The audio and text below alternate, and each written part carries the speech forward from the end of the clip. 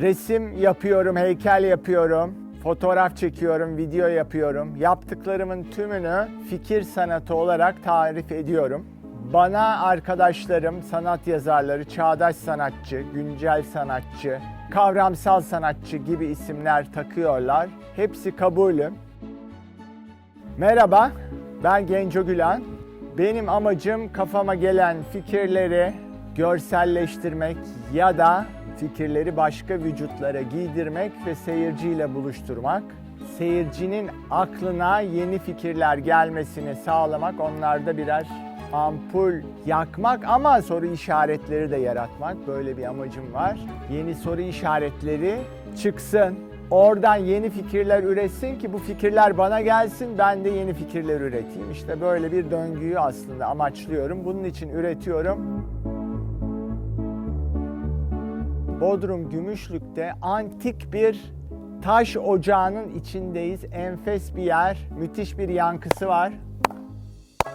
Binlerce sene evvel bu taş ocağındaki kayaları peynir keser gibi doğramışlar. Zaten burası da herhangi bir yer değil. Burası Bodrum. Dünyanın 7 harikasından birine ev sahipliği yapan bir yer. Mozolus'un mozoleyumu burada.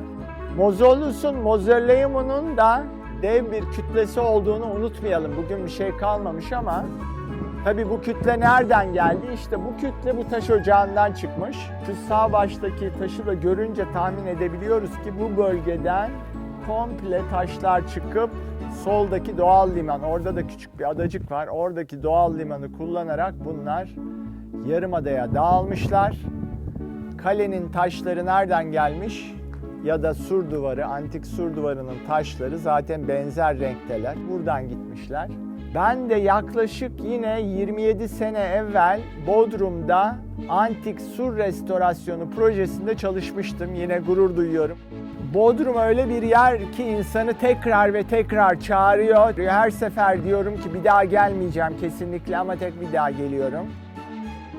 Burada olmamızın çok önemli bir nedeni var. Çünkü taş ocağından sadece taş çıkartmıyorlar. Taş ocaklarının aslında şöyle bir işlevi de var. Özellikle antik dönemde taş ocaklarından çıkan taşları o dönemde işlevine göre ön işleme yapıyorlar. Yani buradan çıkan taş sur duvarı olacaksa ona göre kesiyorlar. Sütunları yine burada ona göre kesip hazırlıyorlar.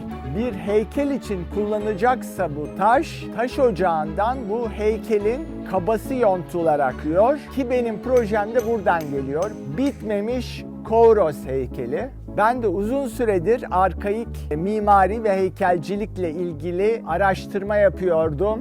Malzeme topluyordum, çalışıyordum. Bu sefer de yine bu arkaikten devam ettim.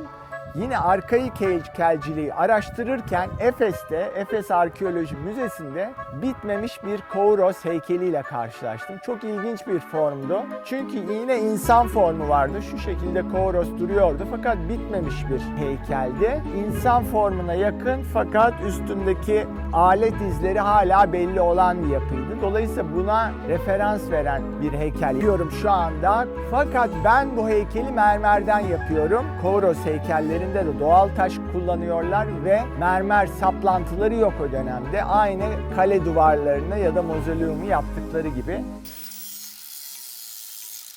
Yapıtlarımda şöyle bir şey istiyorum. Dalgıçlar bunlarla karşılaştıklarında bunlar arkaik eserler mi, arkeolojik malzeme mi yoksa çağdaş heykel mi ilk bakışta anlayamasınlar istiyorum.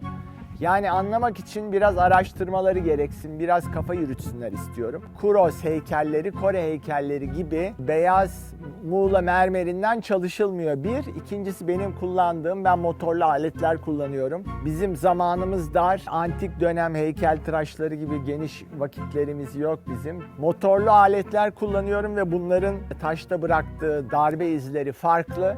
Bence arkeologlar buradan anlayacaklar bu heykelin aslında çağdaş bir heykel olduğunu. Zaten günümüzde müzelerde sergilenen heykellerin büyük bir bölümü de su altından çıkmış heykeller. Örneğin Samotrake Nikesi Gökçeada'nın hemen kuzeyindeki bir adanın kenarındaki bir mağaranın içinden bulunuyor Nike. Ve bugün Louvre Müzesi'nde bunu görüyoruz. Yine çok ünlü bir heykel vardır, bronz. Denizden çıkan tanrı denir ismine. Poseidon mu, Zeus mu olduğunu tam çıkartamadıkları bir heykel. O da batıktan çıkmıştır. Antikythera adasının yakınlarında da yine Kusto bir dizi çok önemli heykel buluyor. Onlar da Atina Müzesi'nde bugün yer alıyor. Benim heykel projemin asıl mantığı da şuradan çıkıyor. Benim heykel aynı bunun gibi antik bir taş ocağından çıkmış. Yine burada olduğu gibi bir doğal limandan kayığa yüklenmiş fakat yolda bir yerde batmış. Yani seyirci benim heykelime daldığında böyle bir hikayeyi hayal edebilsin istiyorum. 2000 sene sonra arkeolog bulunca araştırırken yüzlerinde küçük bir gülümseme de olsun istiyorum.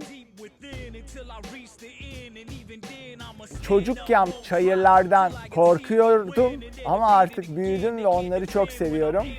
Denizlerin ve su altının önemini seyirciyle paylaşmak, Poseidon çayırlarını korumak istiyorum.